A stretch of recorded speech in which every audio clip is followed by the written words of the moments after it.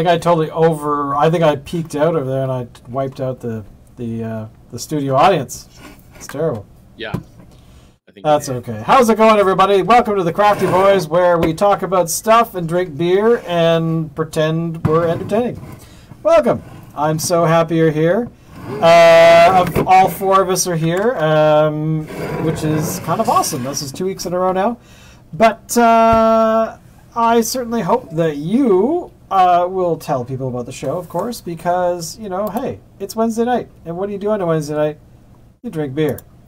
So, with your boys, friend. That's right. So anyway, pandemic. Who cares what episode this is? But things might change. So, boys, first of all, tell us what you're drinking. Starting with you, Dave. All right, well. Or Alan. Okay, Dave. Go, Dave, go. All right. Do it. I got the Rogue. Oh, there we go. So, Ooh, nice. Cool. So this is Rogue Brewing. I believe they're from Lower Mainland somewhere. Nope, sorry. No, why the hell would I say that? Newport, Oregon. Fine folks down in Oregon. So this is Dead Guy Ale. And it says, gratefully dedicated to Rogue in each episode. Nice. It's a stiffer drink, actually. It's a 6.8. Be in the gallery. Nice. My big question here, though, is, Locke, have you had this beer since you were in Portland for quite a while? Yes, yeah, I'm well familiar with Dead Guy. I first encountered Dead Guy in Victoria, BC. Oh. I'm surprised that the origin of brewery is actually not Portland, because there are two Rogue breweries now in Portland, or at least two Rogue brew pubs. I remember thinking that it was a little maltier than I was up for, but it's good. It's interesting. And what can I say? I used to move a ton of the product when I was working at the 4 Mile liquor store, and people seemed to like it. It seemed to move off the shelves quick enough. Cool. Yeah. Well, Dave, what do you think of it? I am enjoying this, and I would, in fact, give it two of these things. Wow. And high praise from Dave. So now, what do you think of the flavor, Dave? I like it. See, I can't start talking about maltiness and hoppiness and stuff because I don't have a trained palate like you guys do.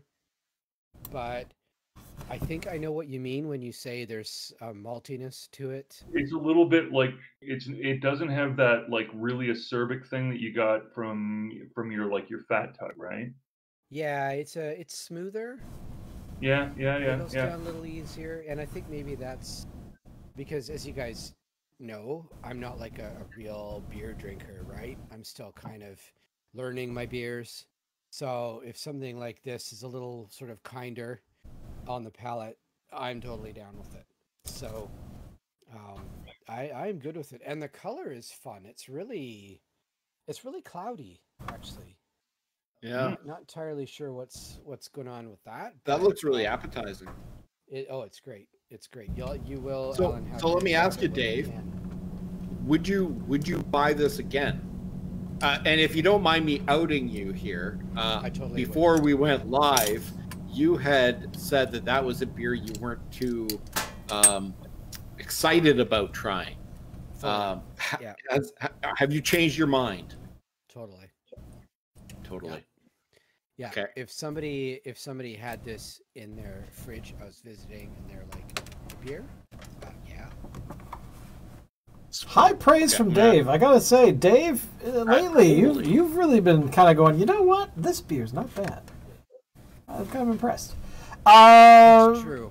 Hey, my tongue is learning beers. How many years, Alan? How long has this taken us? Where are we at now? Year 4, year 5? 4. We're in year... Yeah, something like that. I don't know. We're the 200th episode-ish It's area. pandemic. It's We've lost pandemic. count. Locke, what are you drinking? That's actually, how many different beers are you drinking tonight? Yes, well, so my shipment of beer arrived, and this week I was looking for strong beer. I got strong beer. So I feel like we've talked about this on this show before. So we're talking Unibrew product here. What I got was I only ordered 12. Somehow I ended up with 24 Fin du Monde in this size. Now, Fin du Monde is 9%. It is not my go-to product for Unibrew. No. Unibrew, my strong opinion is that the beer of choice is Trois Pistoles, which is like Fin du Monde, but it's 1% higher, so it's 10%, not 9%. It's a darker beer than Fin du Monde, and it is more significantly a drier beer, because this is very sweet beer. This is sugar beer. This is beer that you have with dessert. This is beer that you pour on ice cream. It is... Can't get enough of that sugar beer. Sugar beer. It's... Sounds like my kind of beer, Locke. It might be your kind of beer. My difficulty with it is, I guess I wonder, do they maybe need to add more bloody yeast? Because I don't think they're consuming enough of the available sugar and turning it into alcohol, because A, only 9%. B, it's still very sweet. So I wonder what kind of yeast they're using. It is of a Belgian style, that is to say, fizzy and champagne-y, like the one I was drinking last week. So it will get you bombed quickly if that's an agenda. But if you're not getting a lot of exercise during the lockdown, this is not the way to go if you intend to maintain your weight. I have literally put on all the weight that I lost in the previous weeks with this order of beer. This is... Oh. Anyway, I'm just curious if they have... Oh. Sorry, I'm just looking to see if they listed the type of yeast that they used in their process, but does not look like it. Because that's one of the... according to Locke, it's bloody yeast. What I can tell you, it's triple fermented. Its international beer units are 19. Right.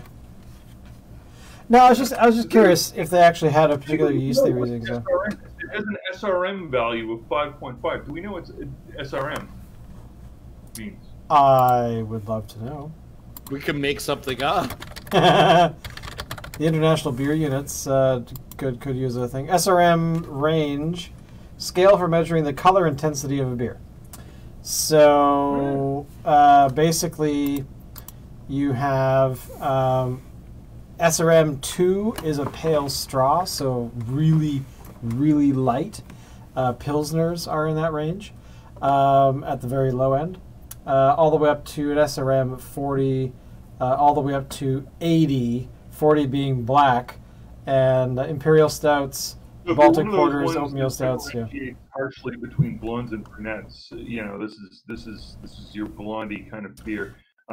So yeah, so you're gonna go for like what it was, SRM 4? 5.5. Oh, 5.5. So that is between pale gold and deep gold, according to the SRM rankings. So there you go. Well, if for those of you who drink beers so that you can look at the color, deep gold. What does it do? You go deep gold. The beer I'm drinking tonight is, of course, Red Truck Brewing. Maybe I should have eaten some mushrooms first. That would make for an interesting show. Deep gold, man. Deep gold. Hey, it sounds interesting. Deep gold.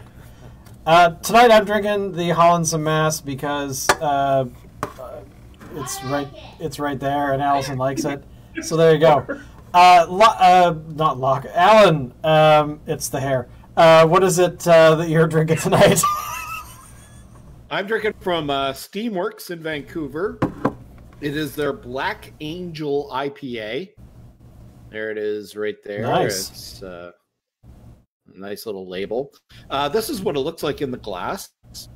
So it's basically like black. That's an SRM 40 or just slightly lower than that. I know all about this stuff. So it doesn't have an SRM, but it says that the color is nearly noir. Okay. Which noir is French for black. So it's nearly black. Eat it, Harvey.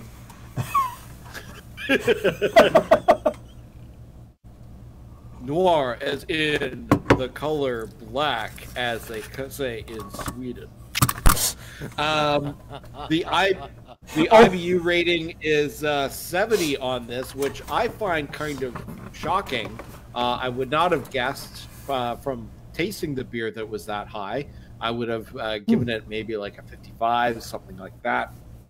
It doesn't have that really sharp, acerbic kind of flavor like you'd expect from some IPAs out there, like Fat Tug or whatever. Right. I don't know exactly what makes the black IPA black. Like, what have they done to the IPA to make it this color? Locke, maybe you can chime in on that. It could be food coloring. Usually, food coloring. Amateur. I would expect it to be the roast of the malt. Actually. Yeah, the roasted malt and stuff like that is definitely going to. I mean, you can influence the color of beer really, really easily if you have the right. You soak the right things. Like all my beer is always, purple because I squeeze out small elves into my brew. But that's. Although I mean, oatmeal, stout, stuff like that, they always have roasted something in them. Right. But it's important to note this isn't a stout. I mean, it's an IPA, but it's very good. I would recommend it. I recommend all you guys getting it and trying it if you can.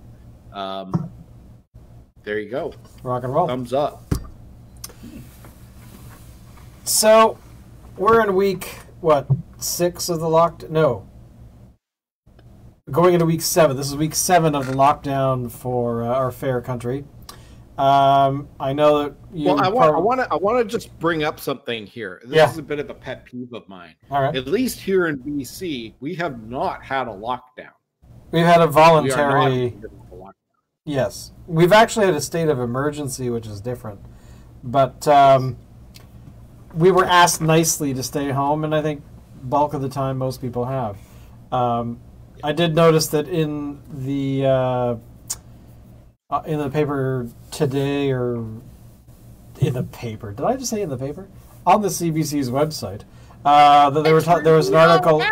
Only 1 cent. Titanic sinks. Massive loss of life. They were talking about how the streets in Vancouver are getting busier all of a sudden, and which means that I guess a lot of people have decided to go back to work quietly. But it's hard to, you can kind of notice when suddenly, a few weeks ago, you might see 2 or 3 cars looking down a typical Vancouver street. You might see, say 12, 15 cars, where now it's obviously more. So I don't know if people are going back too soon. Potentially they are. It's hard to tell. But again, it's going to vary from region to region, right? So I'm in a big city here. There's Victoria across the way, Nanaimo up island, which I would consider these 3 locations to be, big cities. But I'm curious what a lockdown in like Firefly, BC, or was it Firefly? No, what's it called? I mean, population 10. Here's a question for you related to that. What is the weather like? Today it was windy coldish, but also warm because the sun was out because it was almost blue skies. So it was kind of a And mix. this weekend, it's the first week of decent weather. Decent if you mean warm. Frankly, I prefer cold weather. So yeah, everybody's talking about what a nice day it is. Nice meaning warm. Yeah. It's a warm day. Yeah. Is it nice? I mean, it's warm. It's warm, so it's nice automatically. This coming up weekend, it's forecasted to go up into the 20s. Every idiot and dog were out running around on the streets, in the middle of the streets, because evidently, in order to social distance, you need to walk on the road. Cars, are out, driving with a vengeance because they're trying to get the economy back going. And so you have to. The economy is important. So yeah, everybody's acting really, really normal. It's a nice day. I never ever want to have you walk out of a dark alley and go, "Are you having a nice day?" I'd be fucking terrified. I'd be like, "Hey, it's locked, but I'm still scared." It's the way you present that voice, and it's your eyes. It's like, it is a nice day. And the fact that the lock is like 7.5 feet tall. That's true. That does add to the fear factor. But not when I'm sitting down. Of course, not when you're sitting down. But on the other side of it, you see Dave walking out of a dark alley going, "Have a nice day," and be like, "Shut up, Dave." He could have you could be armed to the teeth with guns and knives and stuff. You'd be like, "Whatever, Dave." I'd get on fucking stilts, man. I'd get on stilts. If an Oompa Loompa came out of an alleyway with like a deranged look on its face and said, "Have a nice day," I'd be pissing my pants. Laughing. Sometimes those little guys could do the most damage. The family jewels are right there. That's true. I mean, I picture that sort of thing of being like, I'm trying to. Was it the WWF at the time? Of course, retitled WWE. Didn't they have? I want to say dwarf tossing, but it wasn't dwarf tossing. It was they actually had little people wrestlers for a little while. Yes, they did. And I mean, I don't recall ever watching it, but I remember seeing something about it somewhere, probably YouTube. But I don't know. The very early '80s, they did.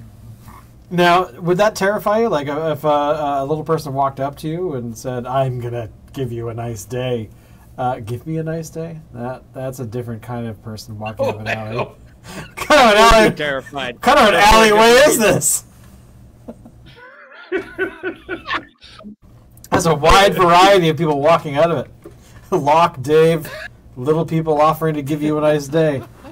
Wow. Apparently, it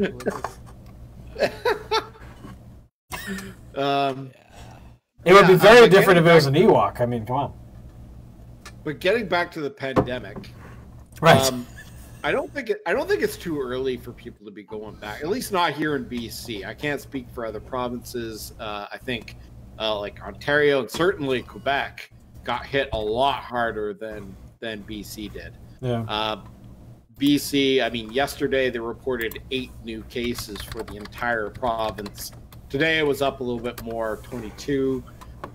There's been no new cases on Vancouver Island for the past 2 or 3 days.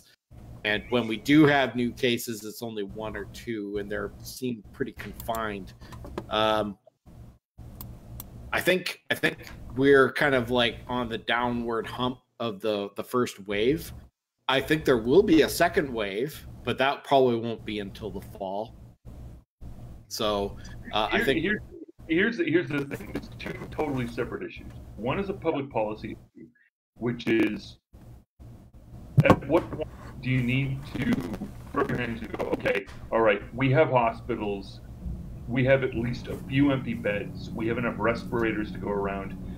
Time to deal with the next wave because there's going to be a next wave. That's a public policy issue.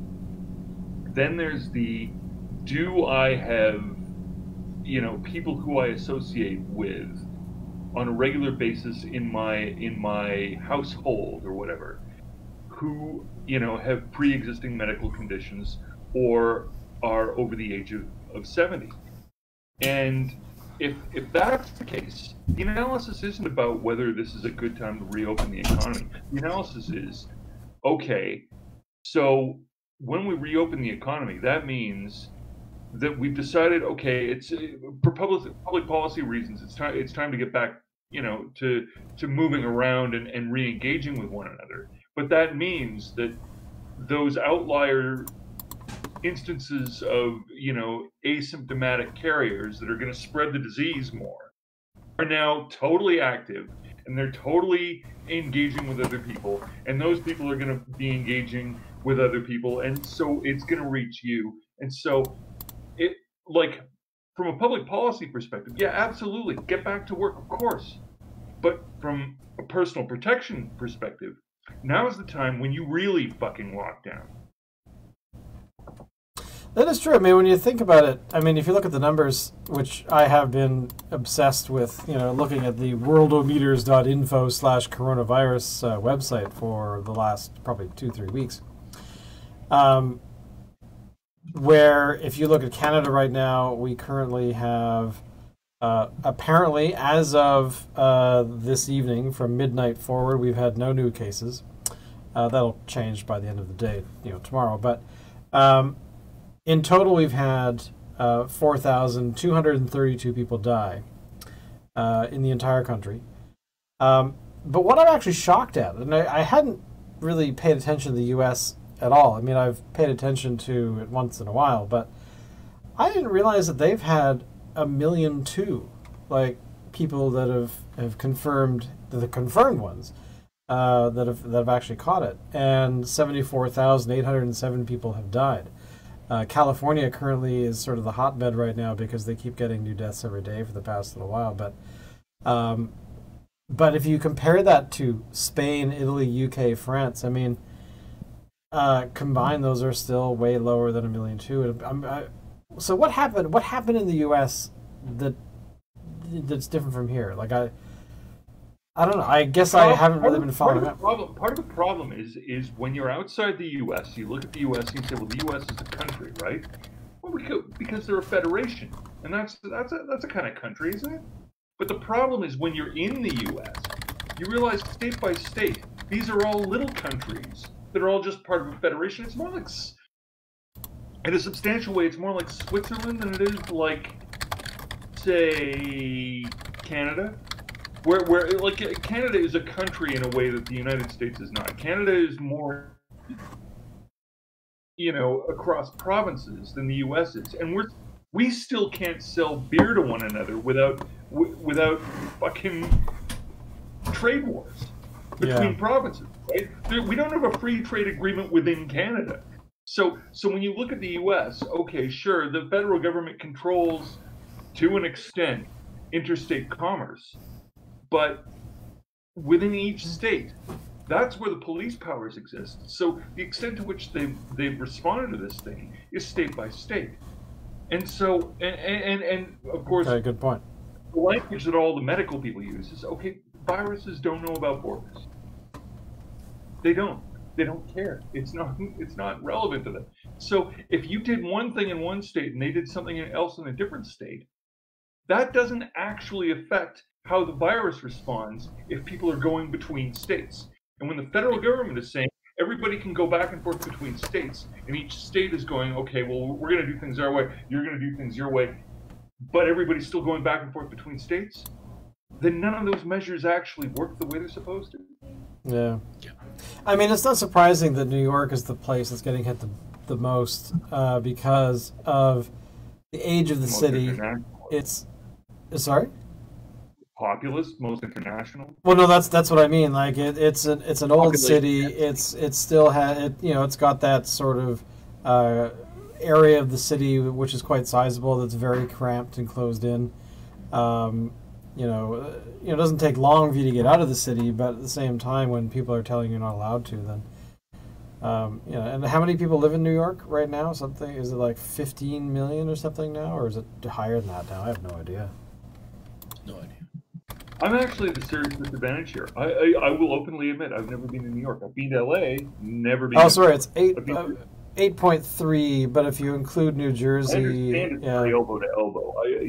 But having not been, I sort of, I can't really comment. Well, I went last year, and it was when I was in, as it's called, I gather, the city.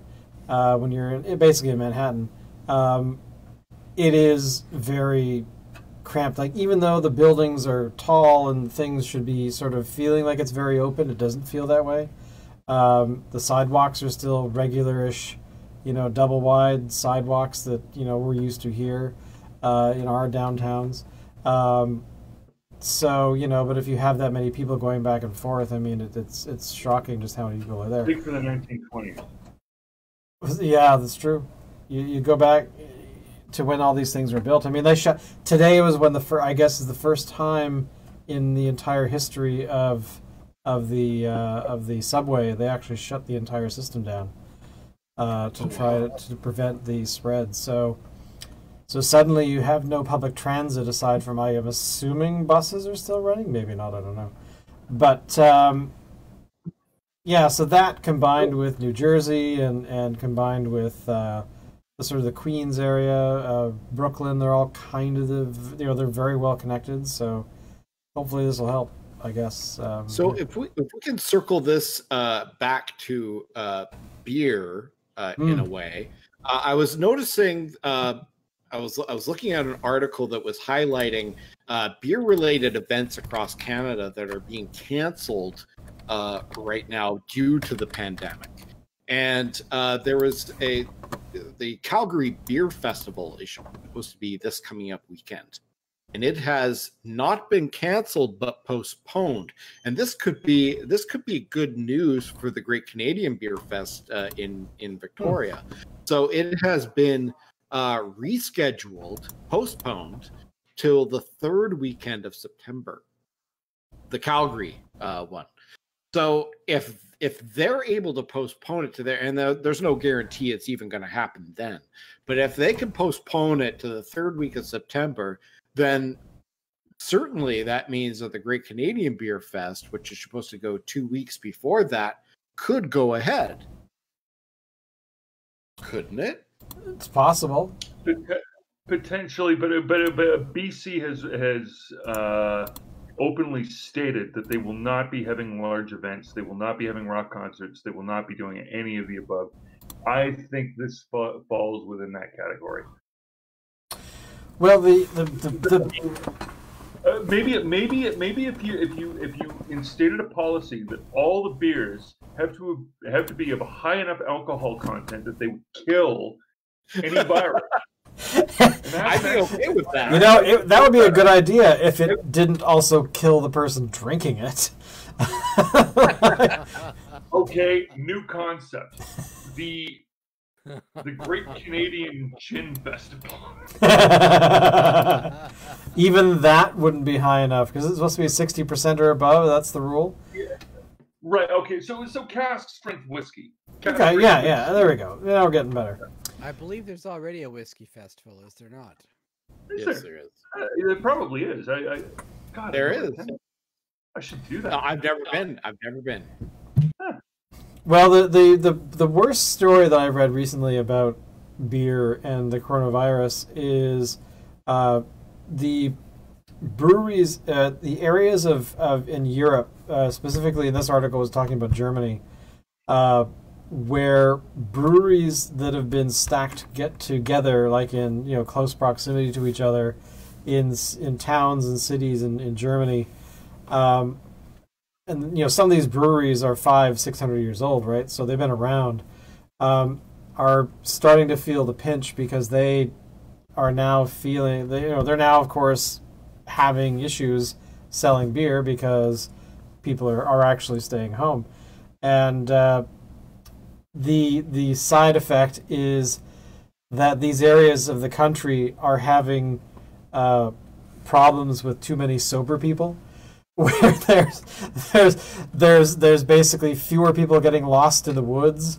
There's fewer accidents. There's all these things that are happening right now that haven't been seen in ages because they're, of course, related to, in some tertiary way, or directly related to, I drank too much and I drove my car into a tree.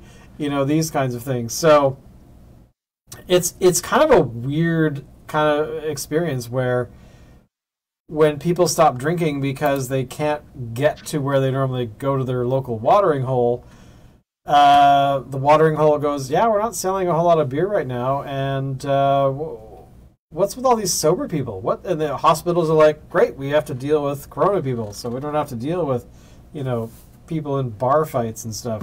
So, although they're getting lost in the woods, apparently that's a thing in Germany. People drinking too much and then going hiking and then not coming home because they turned left instead of right. So, who would have known? But hey, Germany's a big... Well, and there's... Yeah? I was going to say there are breweries in BC that are starting to feel the pinch, and in fact, one has actually shut down because of the coronavirus. Which one? So that's Boundary Brewing in Kelowna has closed its doors.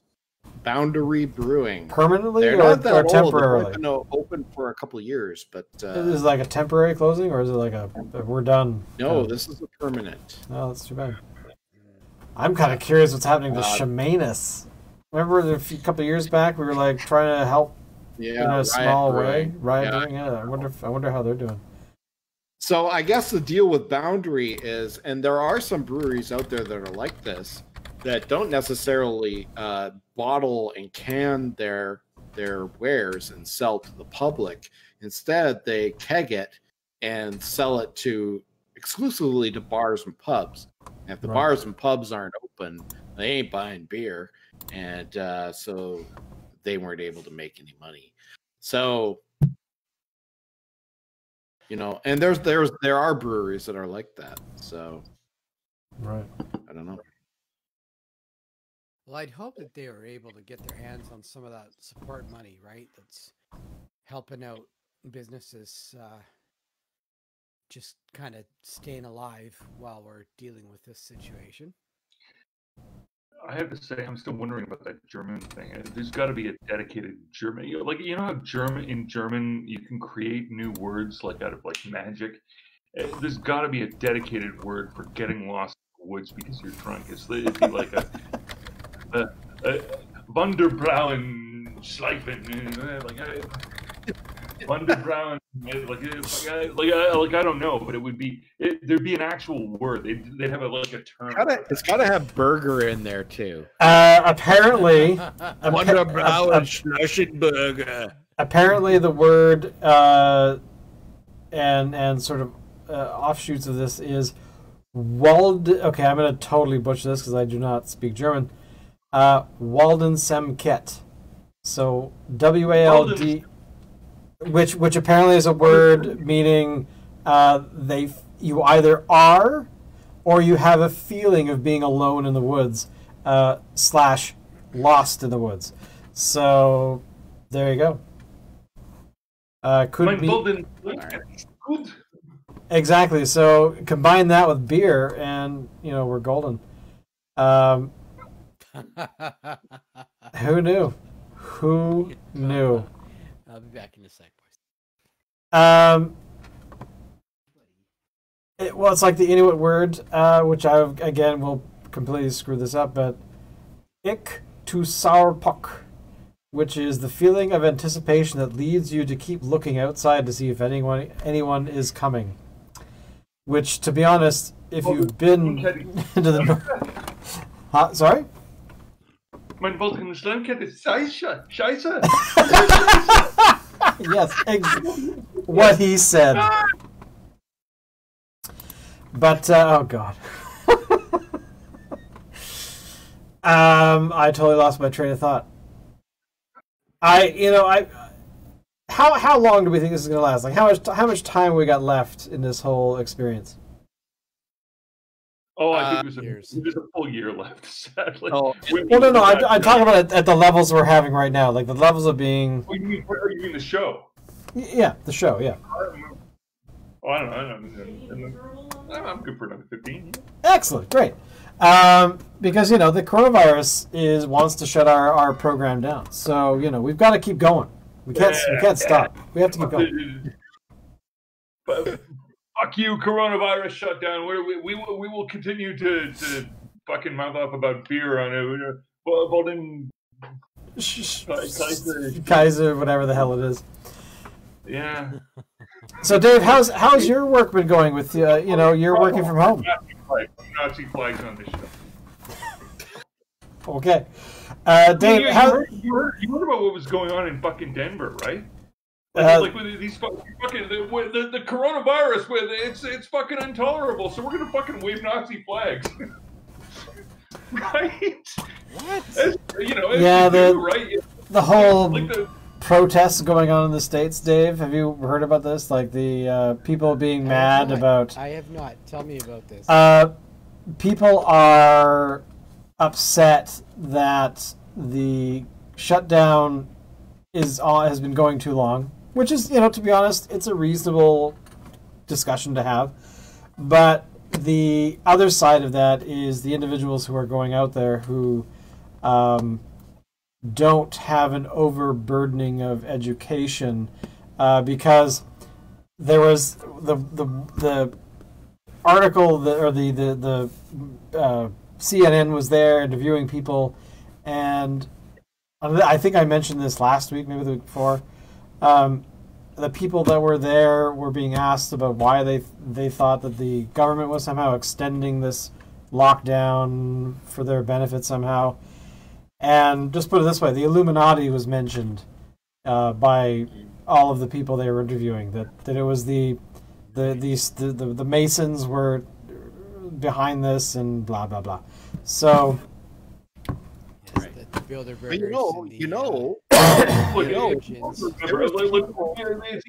easy to call them stupid, but it's important to remember there's a strong line between being stupid and simply being wrong. Well, that is true, because generally, what is it? People that are not that smart don't realize they're not that smart because they're not smart enough to realize that they're not that smart. That kind of thing. But there was people here in Victoria protesting on the lawns of the legislature just this past weekend. What? Yes, there was a group of apparently about 8 people. Well, there you go. And apparently there was a much larger demonstration going on in Vancouver at the same time of people who were protesting, saying that the BC government, was overreaching in its powers unreasonably. But you have to understand, all of those people in Vancouver will have come from fucking Surrey. Surrey. And I don't want to judge people unfairly, but I mean, I saw their picture and everything on social media, and these people, they look like, the kind of people that would frequent a mall. They spend all their time shopping in a mall. And I think they just miss going to the mall. Well, now you see why they feel bereaved. It's like, I need to try on the latest fashions from Susie Shear. I don't want to disparage them. I know nothing about them and everything. I'm just, Well, I mean, that's the big thing with all this kind of protesting stuff, is that it's a very small minority of individuals that are that upset, that are also happen to be ones that like to protest about everything. So I didn't get that these people like to protest everything. These people did not look like your typical protesters. No. What's interesting is this is a protest movement that is evidently badly run, because as somebody that knows people in the lefty camp that organize protest movements, whether it's labor through anything else that's sort of broadly on the I detest the term, but left, because truthfully I don't believe in the binary, the left and right is stupid. There's at least 3 options, maybe 5. but like these are people who evidently do not have a coordinator running their shit because they wouldn't look so fucking like. What can I say? Amateurish, like poorly run, like badly organized, like what? Lazy, Like even like a shit show. I mean, it's an embarrassment. If you were that protester, you'd be wondering, like, man, like, shouldn't we have done this better? like well, they look like jokes. Like, being a cameraman filming these things, I know the moves when you're ducking and dodging between people, trying to make it look like there's a crowd when there isn't one. And that's when you see it all of these things. Well, you know, of all the stuff that we mentioned, the one thing that I did read today that I thought was very cool was Banksy, the street artist, or whatever you want to call him, artist. He actually, the artist currently knows, yes. He actually painted a tribute image for healthcare workers and hand delivered it apparently to a hospital in where? Hang on. It actually is here somewhere. I'm not sure. It doesn't say it. It's in London somewhere. But anyway, but he actually put it. It wasn't really a Banksy lookalike. No. Apparently, he has actually said it was him that did it. So he did the art. He actually framed it. He framed it, put it, in a proper frame, and walked into the hospital and said, "Here." As opposed to a kind of frame that chews up your art when you're done with it. Yeah. Exactly. Yeah, the choose of the art, as well as there's how many walls around London apparently that have had a Banksy artwork on them, and then the people that own the building tear it down because they want to sell it or something. It's silly, but yeah. So it is it's a thing. Who knew? It's funny that you called him a street artist. I always imagined a street artist being an artist that just draws streets. Well, I call him a street artist, but it's actually not the right phrase. There's actually a word for it, because when I first learned about Banksy, it was in a video I either rented or I was given. I can't remember, but it was called. There is a word for it. It's called graffiti. Well, yeah, a graffiti artist, yeah, but called culture jamming, where essentially you're taking bits of culture and remixing them for public consumption, blah blah blah. But right. I sort of equate him as being a visual artist, whereas Deadmau5 is an audio artist. So that they have all this great amount of talent, and don't stick to one thing. They do other things as well. So like Deadmau5, for example, when he does a show, his style has evolved to this point where he actually builds these huge rigs that they put on stage that have hydraulics and panels that move and all kinds of stuff, that have LEDs on them and projections and all kinds of cool stuff. So rather than him just sticking to making the audio component, he actually has branched out into the visual as well. But where Banksy has done not just graffiti art, but he's also done. He had this thing called